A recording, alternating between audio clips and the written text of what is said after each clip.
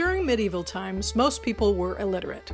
The medieval Bayeux Tapestry, which is really an embroidered roll of fabric 230 feet long and 20 inches high, with illustrations and scenes that tell the story of William the Conqueror's rise to power and the Battle of Hastings.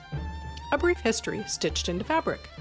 The story begins in 1066. It's a little confusing, but the main players are the King of England, Edward the Confessor, he had no heirs, William II, Duke of Normandy, born in France and was the king's bastard cousin, Harold Godwin's son, an Earl of Wessex. His sister was married to King Edward. Harold and William knew each other pretty well. If King Edward were to die, Harold originally pledged his allegiance to William to take the throne. Well, Harold betrayed William and assumed the throne a day after King Edward died. Back in France, William hears about Harold's assumption to the English throne, chops down trees, and builds an armada of 70 ships and sails 7,000 men and horses across the English Channel. These were a lot of boats. Not boats, they were Viking ships. In the Bayeux Tapestry, we see images of horses and ships for the Battle of Hastings, where William the Conqueror sailed the English Channel to claim the English throne. Even today, transporting horses is no easy feat, so imagine the challenge that posed back in 1066. He needed these horses as aid for his battle. It is claimed that he put 3,000 horses on 700 Viking longships. This is just a representation of the strength and flexibility of these ships.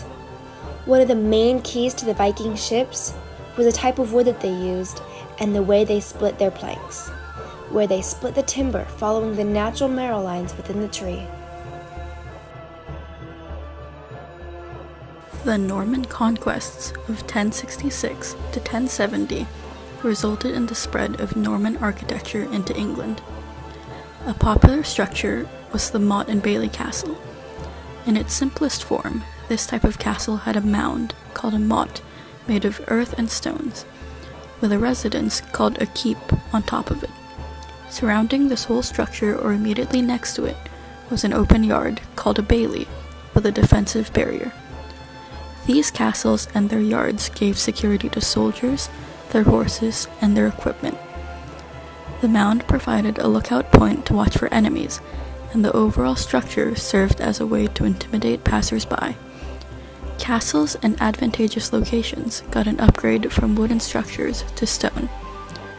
The Dover Castle is a fortified Motte and Bailey castle with towers at the walls to house archers, heavy stone defenses, and a moat. When William the Conqueror took over the castle after the Battle of Hastings in 1066, he had many of the structures strengthened.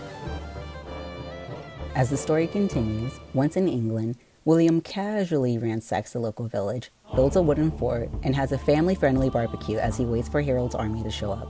Once they do, William's highly trained army of warriors on horseback, or knights, archers, and foot soldiers prepare for battle. They fight it out with Harold's army, painting the field with crimson red. During the battle, part of William's army thinks that he's been killed, so they pretty much say, "Oh well," and they dip. Suddenly, William removes his helmet, saying, "Surprise, bitch. I bet you thought you'd seen the last of me." The battle continues until Harold is shot in the eye with an arrow, which essentially turns him into a human shish kebab, and dies. William wins the Battle of Hastings, marches into England, and on Christmas Day in the year 1066, William takes the throne as the first Norman king of England and is named William the Conqueror, changing England forever. Previously, the Anglo-Saxon had ruled England for the past 600 years. However, it was a combination of Anglo-Saxon English and Norman French that became known as the English language we know today. Overall, the Bayeux Tapestry is important because it told the story of how the Normans conquered England for many centuries to come and put William in a positive light. Today we can use a tapestry to take a glimpse of 11th century history, civilization, architecture, military tactics, art, and much more.